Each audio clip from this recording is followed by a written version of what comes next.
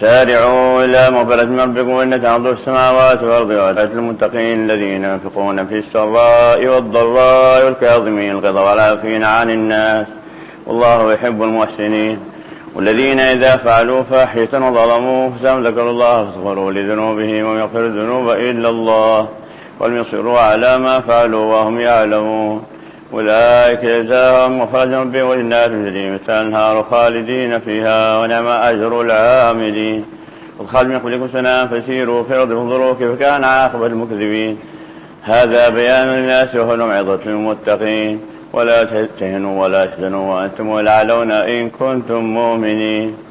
إن يمسكم قرحا فقد مسكم قرحا مثله وتلك الأيام نداولها بين الناس وليعلم الله الذين آمنوا ويتخذهم شهداء والله لا يحب الظالمين.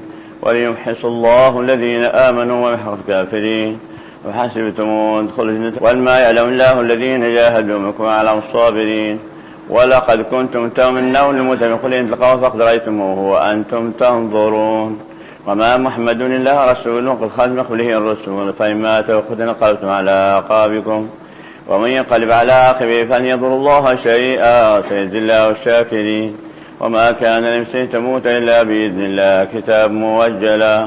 ومن يريد ثواب الدنيا نؤته منها ومن يريد ثواب الآخرة نؤته منها وسنجزي الشاكرين. وكأين من نبي قتل معه ربيون كثير فما وهنوا لما أصابهم في سبيل الله وما ضعفوا وما استكانوا والله يحب الصابرين. وما كان قولهم إلا قالوا ربنا اغفر لنا ذنوبنا واسرافنا في أمرنا وثبت أقدامنا وانصرنا على القوم الكافرين.